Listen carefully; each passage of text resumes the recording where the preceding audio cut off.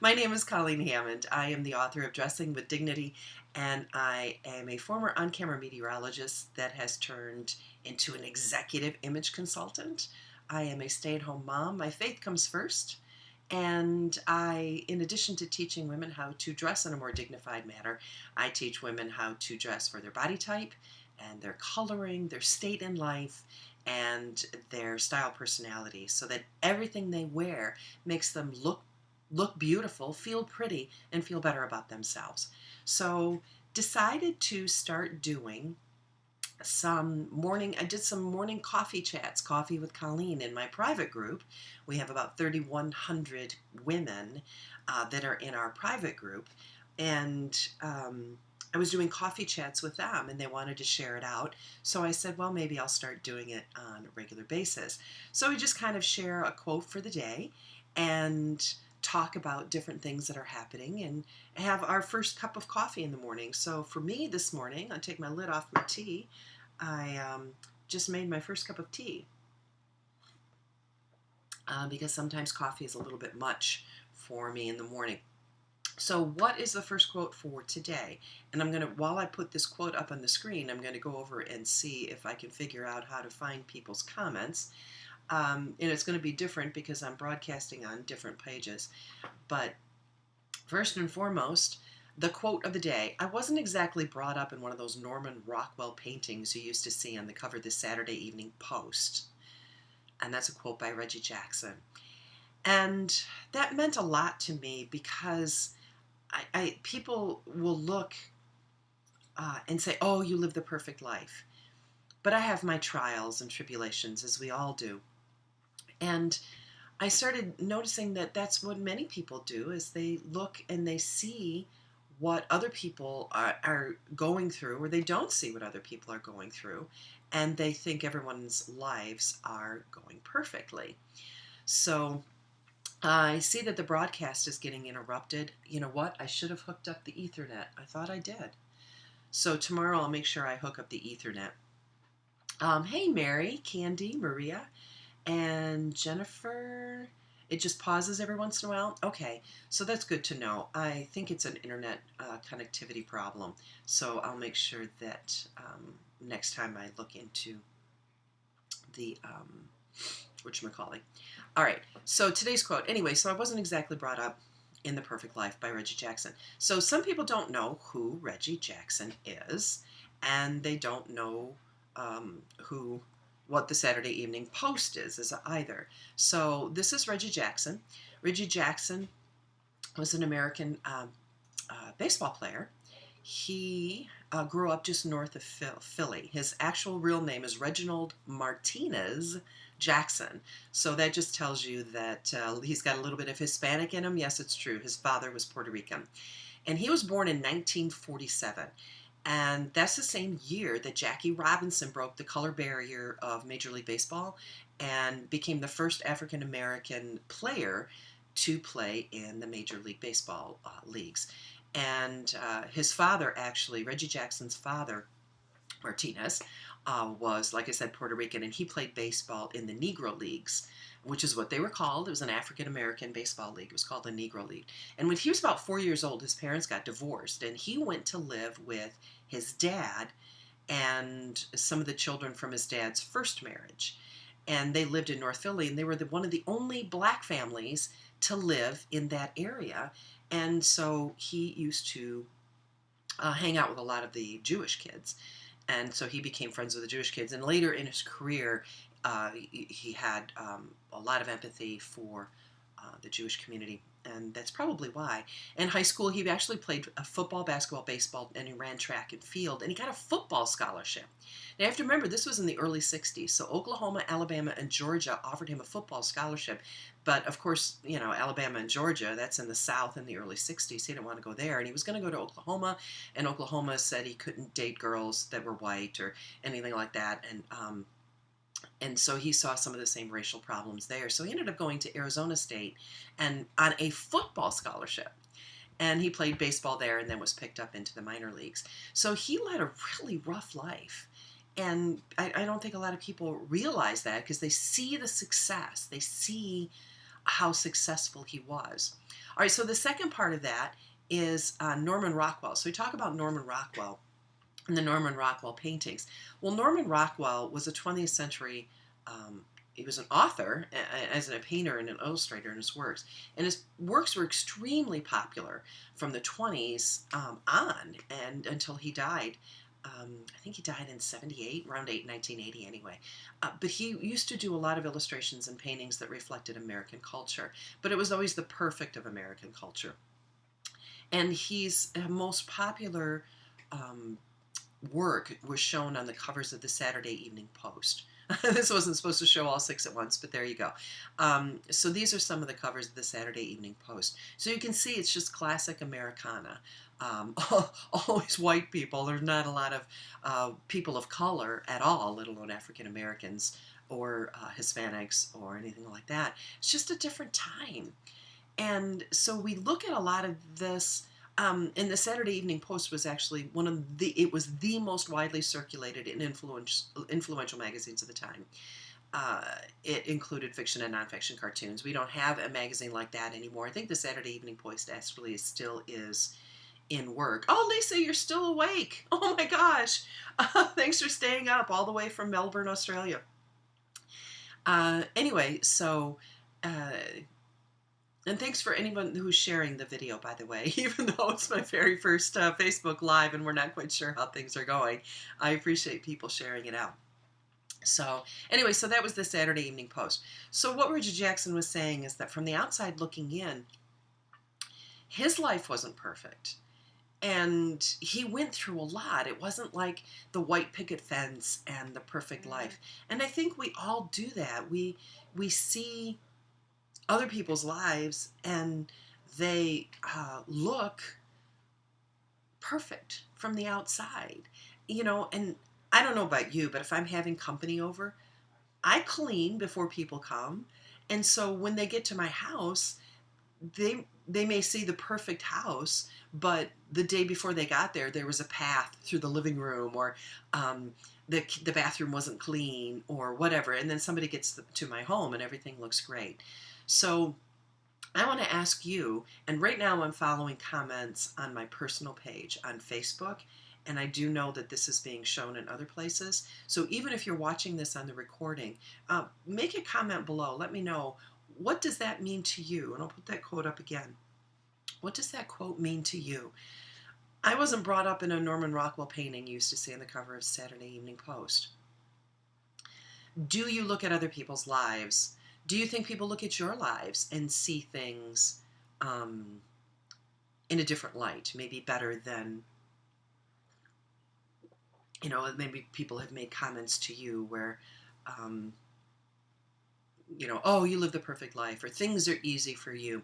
In our private group, we just had a discussion yesterday where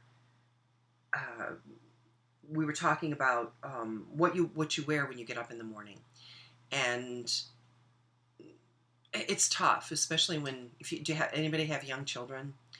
I remember those years when I had 3 children under the age of 3.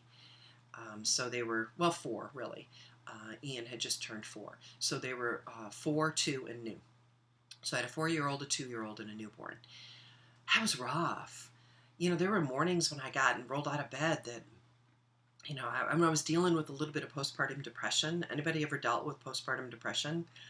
You know how that can be. And you just roll out of bed, and you're lucky to get out of bed some mornings, let alone worry about what you're going to put on. What I was sharing with the ladies in our private group was that I have about a 5-minute routine where I can splash my face off, and it's what I did this morning. I'm lucky that my hair just kind of works when I get up in the morning, so I just kind of run a brush through it. Then I smooth on some foundation. I put on, I normally just put on chapstick, but this morning I put on a little bit of lip stain. Put on my foundation, put some blush on, and it's more like a bronzer, so I just put a little bit of bronzer on my brow, put on some mascara, a little bit of eyeliner around the outside of my eyes, and then I actually put on the lip stain. And then I put another coat of mascara on, and I put a little bit of gloss over the top of my lips. That was it. My morning routine, and then I have pretty much a standard uniform. I have a couple of different tops that I rotate through, and the temperature just fell. Oh, Donna Sue, I'm just seeing your note. I'm sorry, you've been there for a while, and I just saw it. And I'll put on the same thing every morning. So what's your morning routine like? I don't necessarily do it every morning. I try to, and that's part of the motivation of doing these Coffee with Colleen's Monday through Friday at 9 a.m. Eastern. And I may back it up to 8 a.m. I'm not sure, because I know our internet slows down around 9 o'clock. But do you have a morning routine? Do you get up and get dressed every morning? Sometimes we go to somebody's house, like I said, and their life looks perfect. So I'm trying to see if comments are coming through. And I'm not sure if comments are coming. Okay, I was getting private. Now I'm getting private messages. Instead of sending me private messages, maybe it'd be okay if you commented underneath the video. All right. I'm not seeing comments very well. Okay. All right. Oh, but I did get a crying. John Lillis gave me a crying emoji. I guess that's because the audio wasn't working. I'm not sure. Most everybody else is giving me likes and loves, so that's good.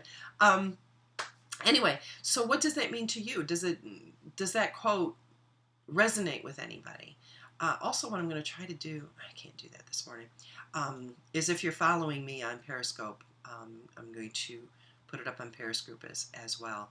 And if you're not following me on Periscope, my Periscope handle and my Twitter handle are the exact same, Colleen M. Hammond, and you don't have to capitalize it. Nicole Storms made it. Thanks for showing up.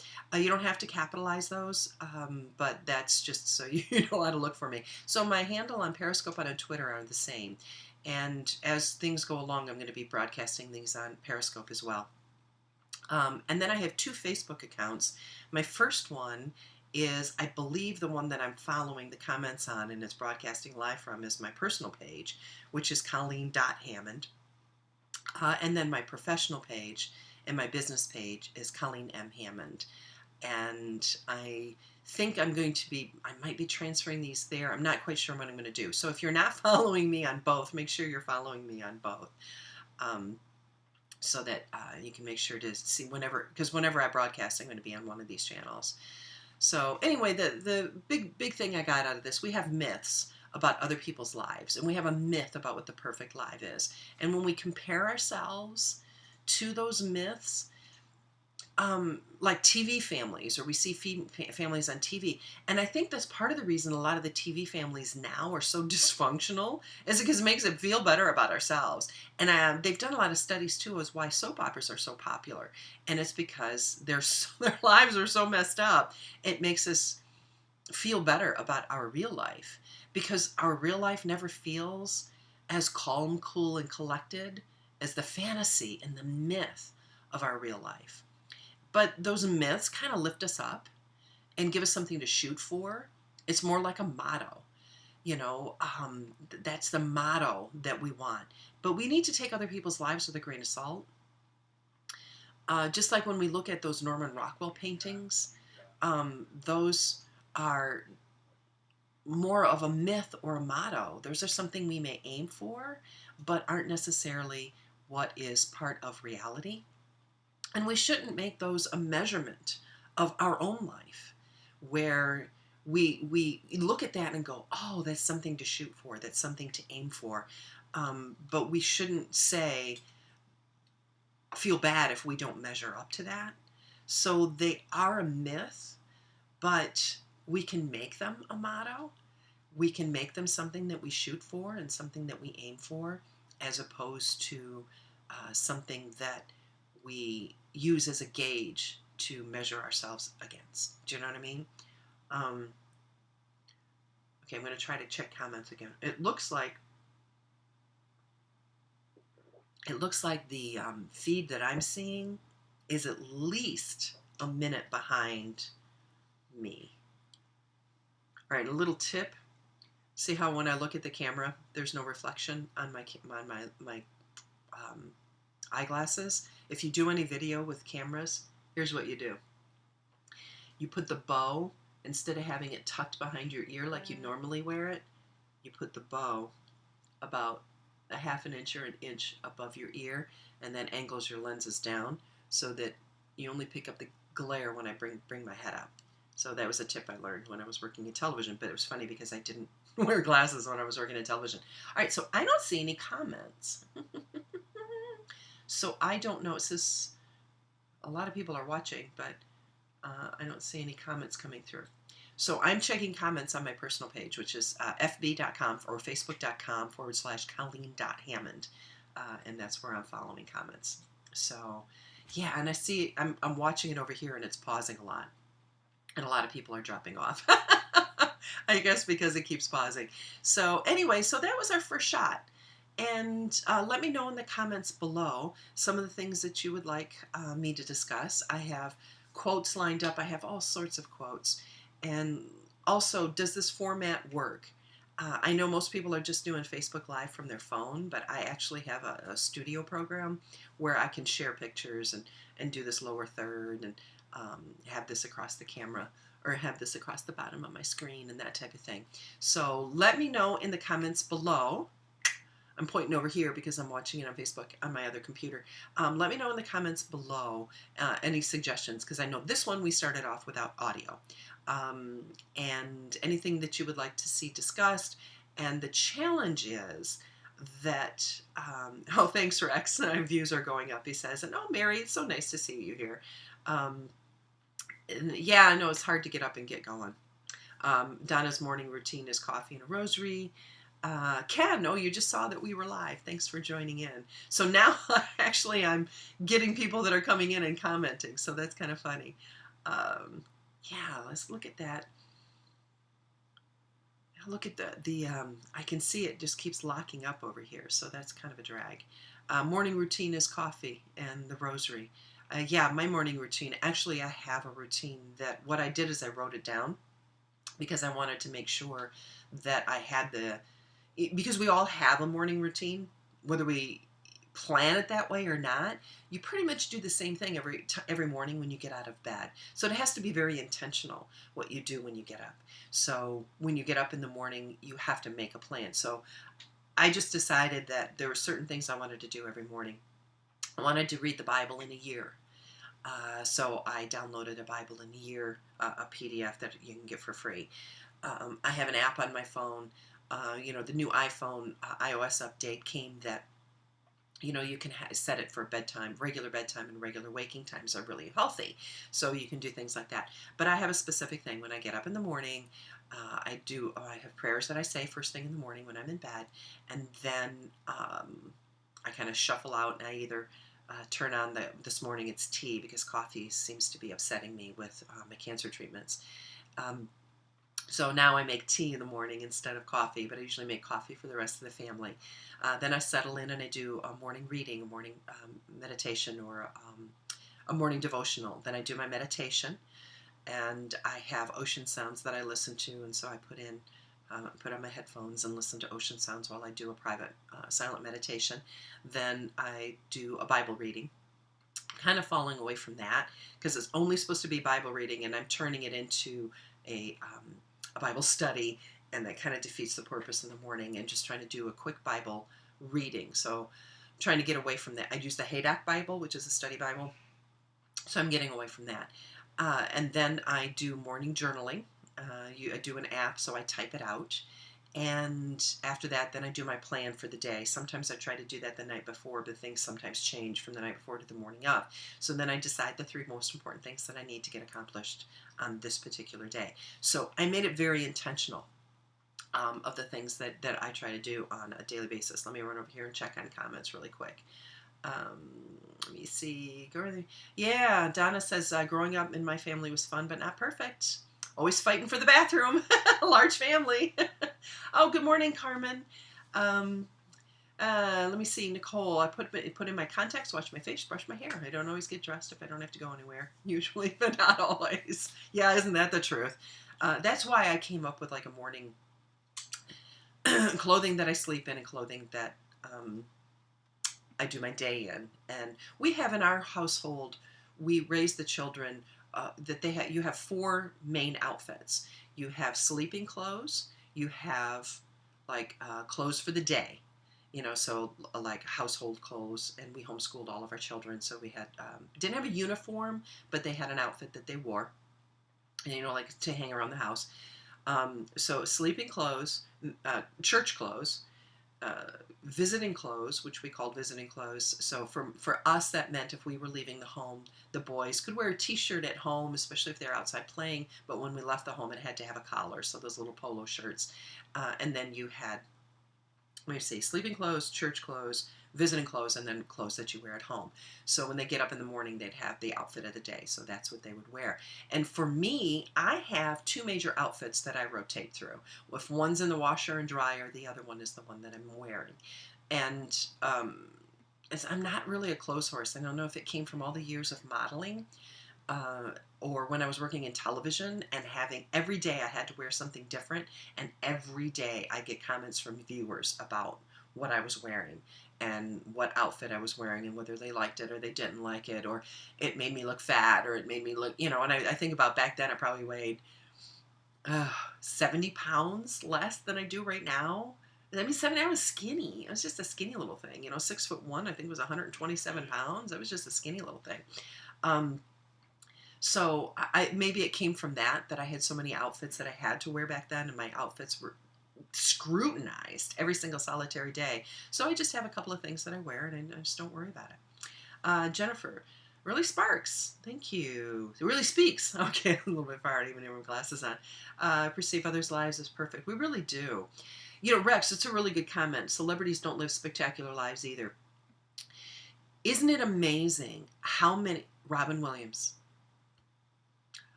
committed suicide. We've got all of these celebrities that we look at their lives and we think, oh, if we only had what they had. And they're miserable. I used to talk about the fact that it was like my life, when people perceived my life when I was working in television. So it was like the model and actress turned television personality and star, But it was kind of like that sprinkled donut, because I was away from God. I was away from my faith at the time. And I said, it's like the sprinkled donut. It looks so pretty, but there's a hole in the middle. My life was missing a very important factor, and it was God. So when we look at celebrities' lives, that's the problem. Sarah says her morning routine is coffee, laundry, good for you, and prayers. Messy with littles around. Yeah, you rotate outfits too. Yep, splash mascara. The foundation and blush, it just adds just a tiny little thing. It's just a foop, foop, it just... And really, when you walk by, somebody mentioned in my private group this morning, when she walks by the mirror and she goes, oh, I actually looked a little bit more pulled together than I thought. Michelle, you like the eyeglass tip? Yeah, that's important if you're doing any kind of videos and you have to wear reading glasses like I have to wear. I was going to consider, I don't even know, can you get contacts that are just for reading? I guess they would be like bifocals, so they would be clear in the middle, and then the bifocal portion on the outside of the contact would be the reading glasses part. I don't know. Christian, hey, you made it. Yay. Nicole, thinking about the perfect family. I was told I was rich because I lived in a certain part of town. See? Even though I explained that the house I was living in was your grandparents, you just lived with them. Yeah, it didn't matter. Anybody that lived in that part of town was rich. Isn't it nice to be told about your life, right? Celeste, great topic. Thank you. I have to go do homeschool thing. Yeah. I'm not going to come back and do it again, Celeste, but this will be recorded, so you can watch the recording. And I will be going back afterwards. I can't comment right now, but I will be going back afterwards and being able to reply to some of the people, the comments that people are making. So please come back, and I will be doing it every morning, and tomorrow morning I promise that I will remember to plug in the Ethernet cable over here on the side, and I'm going to see if I can get a different camera. And you talk about living the perfect life. Trust me, I cleaned.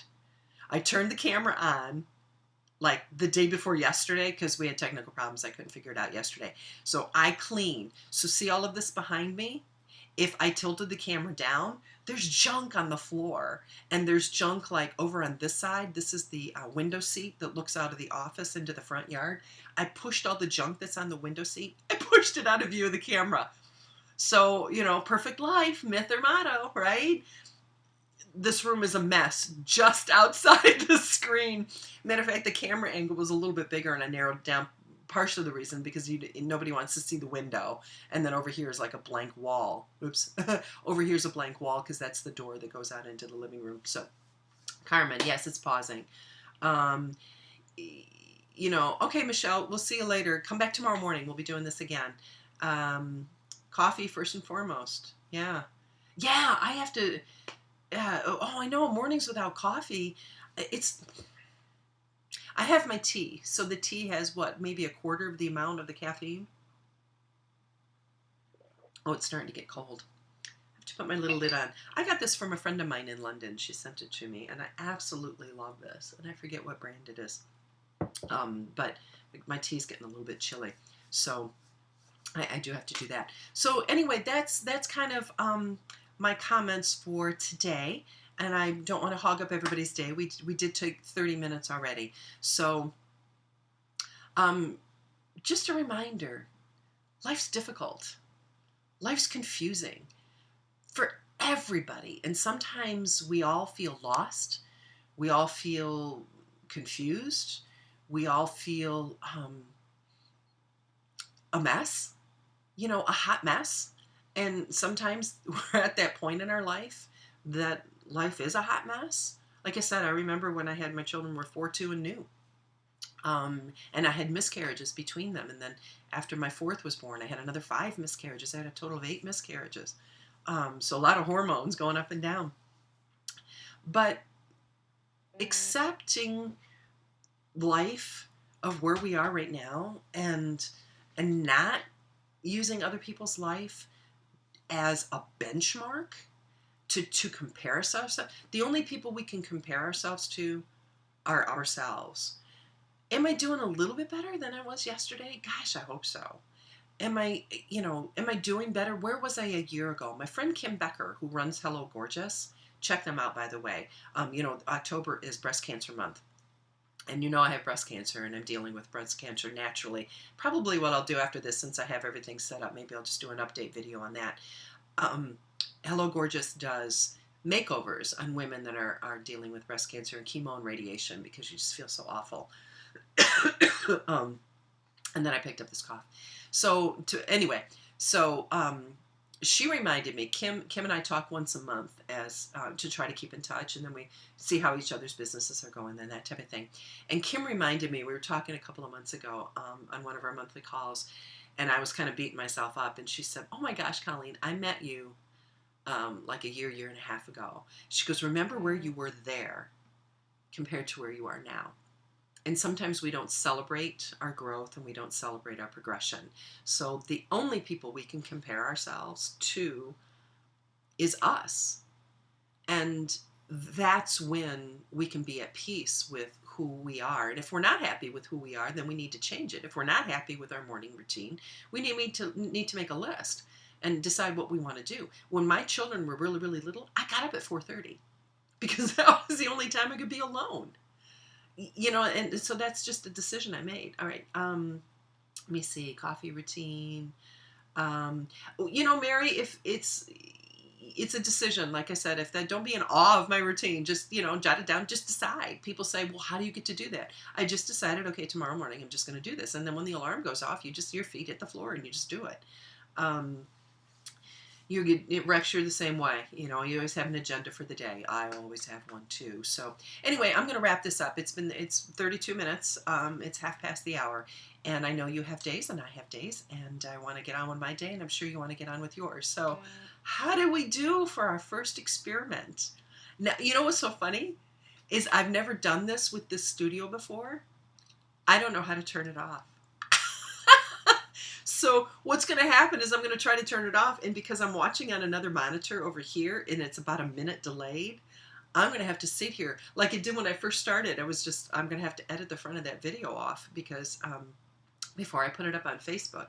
Oh, so that's the other thing. What I'm going to do is put all of these up on Facebook. So, all right. So I'm going to head out of here. I hope this touched you. What's your plan for the day? What are you going to do?